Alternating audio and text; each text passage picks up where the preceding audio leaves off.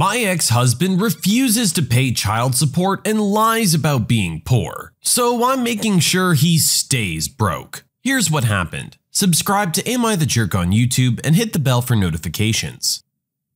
My ex left me for someone else when my kids were young, 5-year-old boy and 2-year-old boy. He paid child support until he was medically released from the military in late 2011. Since then, he hasn't paid a penny. Anytime I've requested help, like $10 for school supplies, he tells me he has no money. He's always begged me not to file through the state and apologized for not paying. Of course, he always promises that he'll start paying at some point. He gets about $2K a month from the VA, but his work history has been spotty, at best. His parents have helped with his bills. He's actually had a good job for the last 2 years now, but still can't help. I've given him all required visitation plus extra. I want my kids to be able to have a relationship with their dad. Recently, he had words with my husband, and my ex said that he doesn't owe anything, morally or legally. He said I should file through the state so they can tell me to my face he doesn't owe. His words. I talked to my kids, now 19 and 16, and got their go-ahead and filed. The state will be pursuing about $70K in back support plus current support for the 16-year-old. I know it's a lot of money, and between him and his current significant other, they have quite a few kids living with them. This will put a huge financial strain on them. So, am I the jerk? You're not a jerk for asking for what you're owed. He's the one who screwed off from the relationship because things got a little tough and he wanted to go have more fun. He needs to understand that he had responsibilities to those kids, and you've been letting him go pretty easily. Besides, he asked you to do it. You can submit your own stories to be featured here on the channel. The story submission link is in the description below, and don't forget to subscribe. Male Karen seems to think that I work here despite the fact that I have a baby with me. There's a small thrift store for Jesus type store no more than 2 blocks away from my house, and I spend a fair amount of time there. It's cheap, it's close, and babies grow like weeds. I know a couple of ladies that work there. You try taking a baby to a store staffed by mostly grandmas on a regular basis and not get to know them. And I got to know the layout of the store as well. Fast forward to today. I go to the store, say hello to grandma lady on the cash, exchange mindless chit chat, blah blah blah. There's only like 3 other people in the store. An old guy and what looks like a middle-aged daughter with her elderly mother. Pretty typical. I start shopping and hanging clothes off the stroller bar. Very clearly shopping. Babe leans out of the stroller and pulls some shirts off the rack. So of course I go to put them back on hangers and hang them on the bar and continue shopping. I go over to the toy section and there's the mother and daughter team trying to get a board game off a high shelf. Since I'm much taller than them, I offer to grab it for them, and they accept. I hand it over and they thank me. Pretty run-of-the-mill for me. It's rare I go to a store and not help a short person reach something. I make my way over to the housewares section, and this is where old guy makes his entrance. He walks up to me holding a blender type thing. Do you guys check to make sure these things work before you sell them? Don't know, but they have a plug near the cash to test things. And I take my stroller and try to walk away. How do you not know your own policy? I should point out that the employees dress however they like, but wear a bright red vest with the shop's name all over it. I'm wearing a coat and pushing a stroller. I'm sorry, sir, I don't work here. Old guy, now very aggressive and a weird purple-red color, cuts me off.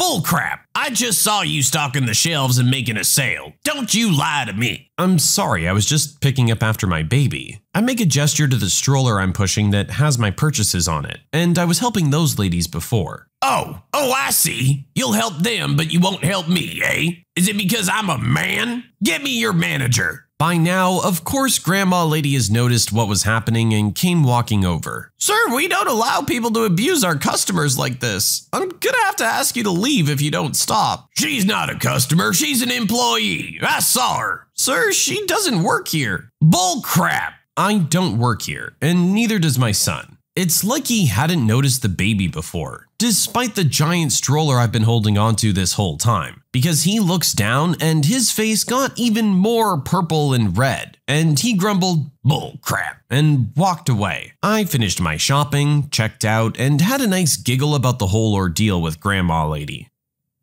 We've had this conversation before, guys. Use your eyes. Take in your surroundings and make a logical conclusion about the situation. Yeah, she was helping someone. Yeah, she put some stuff back on a shelf. But she has a baby with her. She's probably not working. They were just helping someone get something from the top shelf and cleaning up after the mess their kid had made. You know, like any decent person might do. I'm sure if they had the information to be able to help you, they would have helped you too. But guess what? They don't actually work there. And no one's gonna say they don't work there just because they don't want to help you. What, they're just gonna pick you out of a crowd and say, yeah, everyone else, but not him.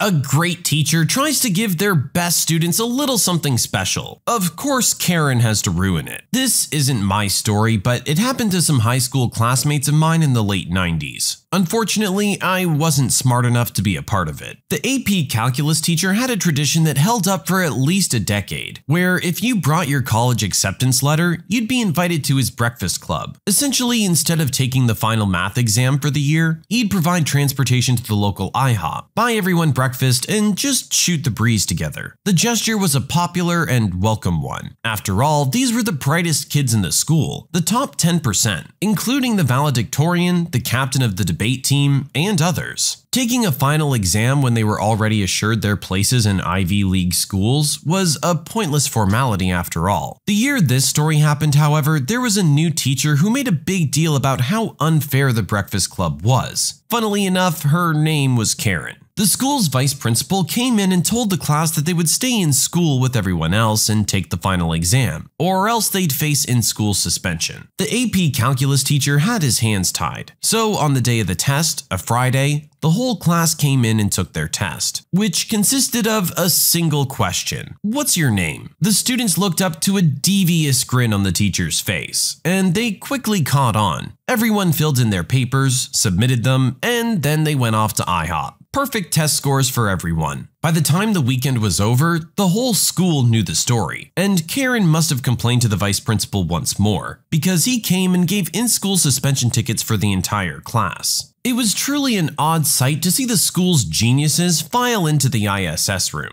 only to find their AP calculus teacher, who had volunteered for monitor duties or swapped with the normal monitor or something. He'd brought bagels, cream cheese, white fish spread, and butter for everyone serving suspension that day. Mr. Buckley, you're a legend. Karen, stop being a jerk.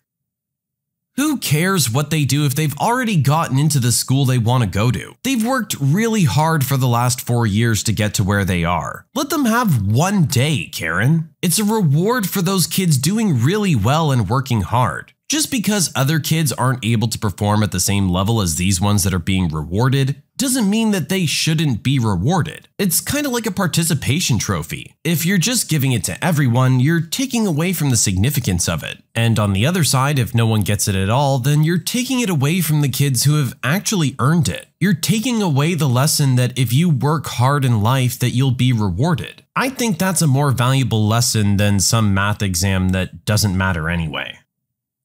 I left my jerk boyfriend stranded at a party after he made a joke at my expense, completely embarrassing me. I, 19-year-old female, have been with my boyfriend, 25-year-old male, for about 6 months. We don't live together, but I spend a lot of my time at his place. A week ago or so, I was feeling quite sick. Not wanting to drive home, I spent the night at his place. He woke me up at about 5 a.m. and to my great embarrassment, I had wet the bed. I helped him clean up the best I could. I had a temperature of about 103.8 degrees Fahrenheit, and he took me to the hospital and they kept me overnight. A few days later, when I saw him again, I apologized for what happened. He told me it's all right and that he got me a gift. He pulled out a package of adult diapers and threw them at me. I told him that I didn't think it was very funny and explained that I was embarrassed, but he thought it was hilarious. I decided to let it go and talk about it later. We went to a party that night. Not really a party, just us and 6 other friends. It was about an hour away. I drove since he doesn't have a car. After he had a few beers, he started loudly telling them what had happened, forgetting to mention that I was sick and had a high fever. Just telling the part of me wetting the bed and him buying the diapers. He encouraged my friends to joke about it, and after trying to explain but being talked over or laughed at, I left and went home. My boyfriend is obviously quite upset I left without him. I just didn't want to be stuck in a car with him for over an hour. He sent me several texts since then, most of which are calling me too sensitive and not able to take a joke. Some of my friends agree with him. Am I the jerk? Sounds like your boyfriend is rather immature. It's obviously something that you had no control over, and you were feeling extremely under the weather and had to go to the hospital as a result. No decent boyfriend would do this. You're definitely not the jerk in this scenario. My advice to you is you need an upgrade. Your significant other is supposed to be supportive of you, not this. This is just degrading. He seems to thoroughly be enjoying your embarrassment. That's just not acceptable.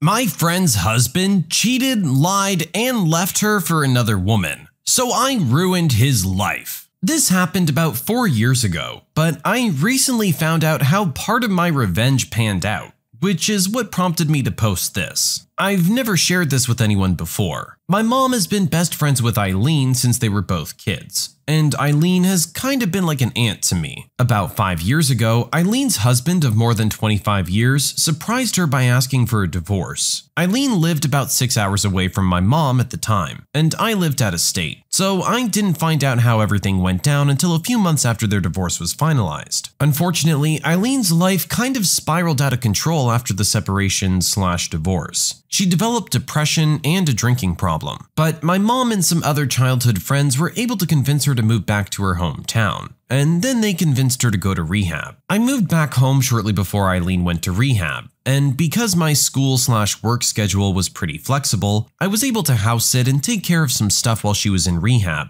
The first time I visited her in rehab, I got the whole divorce story, and it was bad. Eileen's ex, Jeff, hadn't talked to Eileen about any problems prior to asking for the divorce, so she just assumed he fell out of love with her. But I was immediately skeptical about the things Eileen told me. First, Jeff was an executive at a pharmaceutical company earning mid-six figures, was fired from his job a year before they split up, and decided to take a break before looking for another job. It was weird to me that Jeff decided to take a break from work, because he'd always been such a workaholic. Eileen hasn't worked in years because of a disability, but she has some property in a trust her parents left her that's let her live a comfortable life without working. Jeff and Eileen lived off money from the trust while he was unemployed. Then, after Jeff said he wanted a divorce, he refused to go to couples therapy or talk about why he wanted the divorce. The only thing he would say was that they had grown apart and that he was sick of being with a woman like Eileen. He said Eileen's mother was right about her. Eileen's mother was a classic narcissist. She bullied Eileen horribly about her attractiveness, weight, intelligence, everything,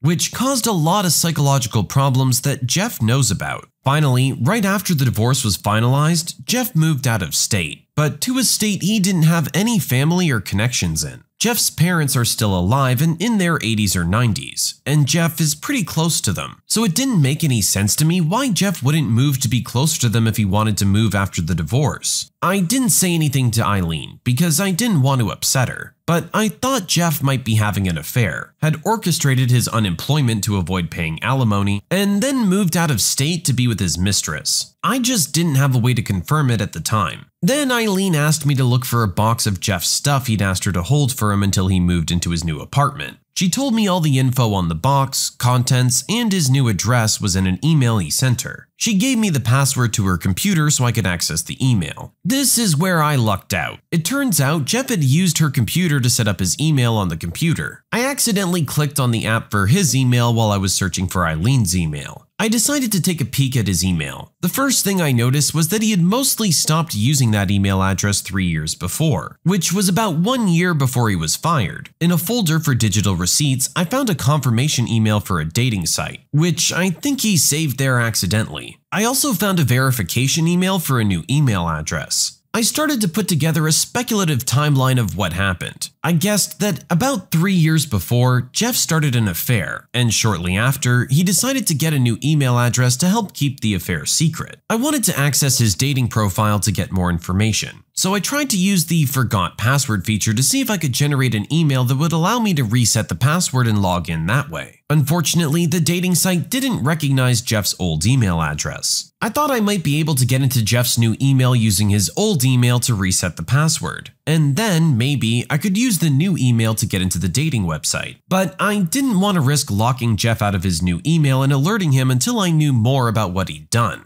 And here's where I totally lucked out. The email app Jeff downloaded to Eileen's MacBook had a note feature, and super genius Jeff saved some passwords on notes. Most of the passwords weren't helpful, but I did get the password to the dating site and his Twitter and Netflix accounts. I logged into the dating site using his new email address and the password. I was able to read messages Jeff sent to another woman before he broke up with Eileen. The new mistress sent Jeff her email address in one of the messages. I searched Facebook for the mistress's email address and found her profile. I couldn't read the mistress's posts, but she left her photos public. She had recent photos of her and Jeff, so I knew they were still together. She also posted a photo of a construction crew breaking ground on a new home for her and Jeff, which was interesting because I got the impression from Eileen that Jeff didn't have a lot of money after the divorce. Here's where my background is important. At the time, I was attending law school. I moved back to my hometown for one semester for a legal residency, and I had access to Lexis's database, specifically their public records database. I had spent a good portion of one of my summer internships tracking down property records and other assets to help recover judgments for clients, so I knew how to search for public records. The mistress had purchased several acres in a wealthy suburb several months before Jeff filed for divorce, and there was no mortgage listed on the record. I already found the mistress's LinkedIn page, so I knew she worked as an executive assistant before she moved out of state with Jeff. She didn't advertise her salary, but I doubted she could have afforded the property with her salary alone. It's possible she had money outside her salary, but I suspected Jeff gave her money to purchase the land before he filed for divorce. I also found an updated record on Lexis showing Jeff and the mistress as joint owners of the property. I called the county record office to confirm ownership of the property, dates, etc. The mistress had filed a quitclaim just 5 weeks after Jeff's divorce was finalized. I was still hesitant to try and log into Jeff's new email, so I decided to check his old email again to see if there was anything else I should investigate before moving to the new email. I didn't find anything, but I noticed that several passwords in his notes were the same. I decided to log into his new email using the same password he used for the dating site. I figured the two accounts were created around the same time, so if he had recycled a password, that was the most likely candidate. It worked. His new email was a goldmine. Because this story is already getting ridiculously long, I'll list some of the relevant stuff I found. Jeff hadn't been fired from his old job. He quit and lied to Eileen. I found an email from his admin asking where to have payroll send his last check, and details about a goodbye party for him. Some emails between Jeff and a boat repair person mentioning a leak somewhere on one side of the sailboat near the engine compartment. The repair guy couldn't find the source of the leak, but talked about current and future problems with mold in the engine on that side. Emails between Jeff and a boat broker, which included the email address of buyers farther down in the string. An emailed report from the boat inspector, which didn't include the leak or any mold damage or potential damage to the engine. Emails between Jeff and his contractor about changes made to the new house's sunroom. Something about a 3-season sunroom versus a 4-season sunroom, and the construction needing to be modified to deal with the weight of snow. Emails between Jeff and the mistress, they had married, the mistress and Jeff's shared calendar, some flirty emails between Jeff and another woman, and emails with info on Jeff's new employer. I downloaded all the important emails and their attachments, and started thinking about a revenge plan. To my mind, everything was fair game. He lied about being fired, so I wanted him fired from his new job. I suspected he hid money before his separation from Eileen to help pay for his new house, so I wanted him to lose the house. He cheated, so I wanted to destroy his new relationship.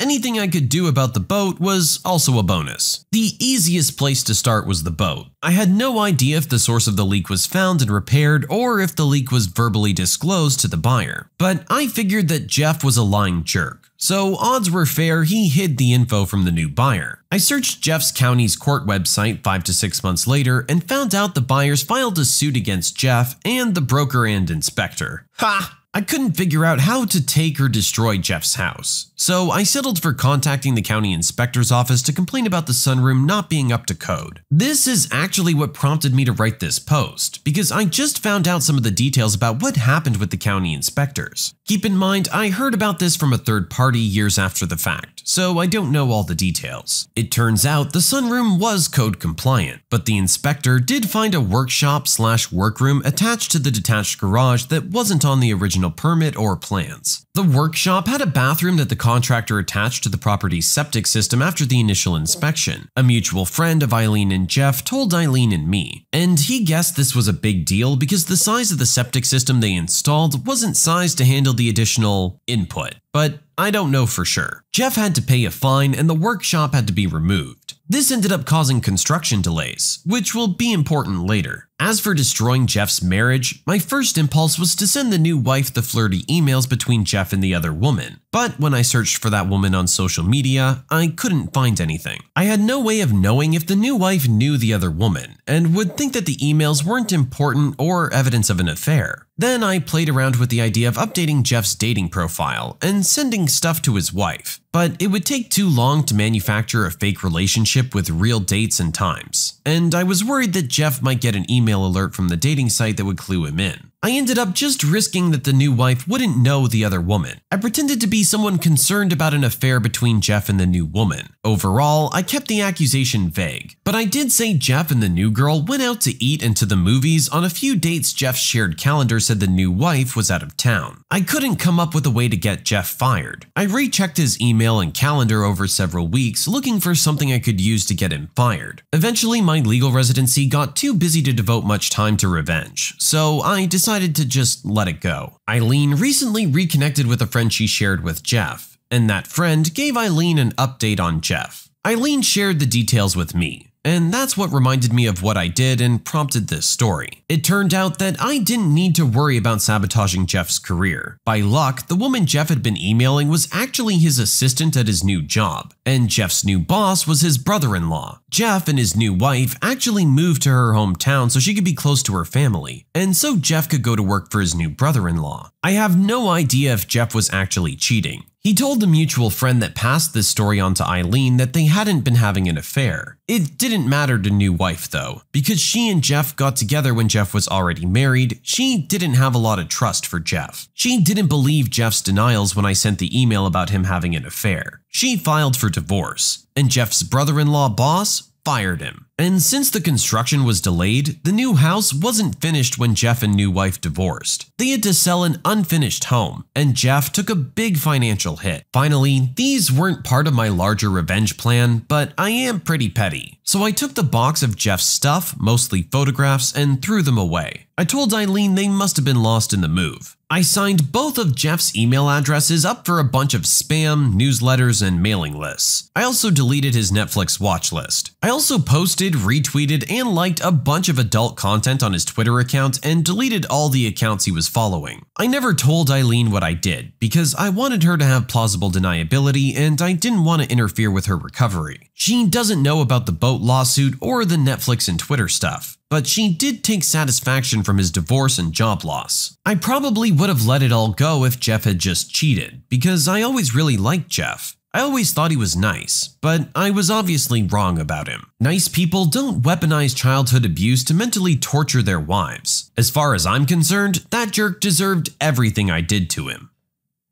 I gotta say, this is probably the most thorough level of snooping and revenge that we've seen so far. Our poster was willing to go to any length to make sure that this guy got what was coming to him. To play devil's advocate though, we don't know what was going on behind closed doors. But if he really wasn't happy in that relationship, this wasn't the way to go about it. It really does sound like he was just trying to sneak away without any consequences. Well, it looks like things caught up to him. He probably thought he was about to start his great new life, and it all came crashing down around him. I do feel like this was a massive invasion of privacy though, and if this ever got out, our original poster could probably get into some trouble for what they did. Was it justified though? I'll leave that for you guys to decide. When you subscribe, make sure to hit the bell to turn on notifications. Put the playlist on in the background to finish listening to all the stories, linked at the top of the description. And if you like Am I the Jerk, give Am I the Genius a shot. Linked in the description as well. Either way, thanks a lot for watching, and we'll see you guys next time.